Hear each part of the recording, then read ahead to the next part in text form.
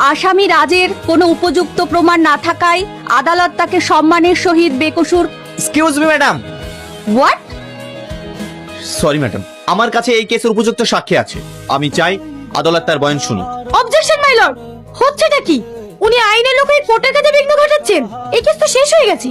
উনি এখন নতুন করে কি প্রমাণ করতে চাইছেন? সরি ম্যাডাম, আমি কোনো আদালতের কাছে বিঘ্ন ঘটাচ্ছি না। আমি এই কেসের উপযুক্ত সাক্ষী নিয়ে এসেছি, যারা এই ঘটনাটি সম্পূর্ণ নিজের চোখের সামনে ঘটতে দেখেছে। Objection proceed. অফিসার, আপনি আপনার সাক্ষী পেশ করুন। Thank you ma'am. কাজটা কিন্তু তুমি ঠিক করলে না। আমি কিচ্ছু খারাপ করিনি।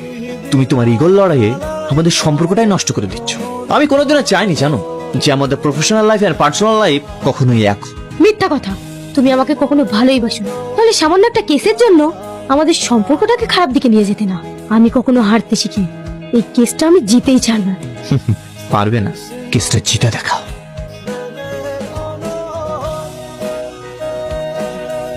আপনাদেরকে আমি কথা দিয়েছিলাম না, আজ সেটা হয়েছে। টনি, আজ তুমি খুব খুশি না? আমাকে হারিয়ে তুমি খুব খুশি, তাই না? কিন্তু না, আমি কখনো হারতে শিখিনি।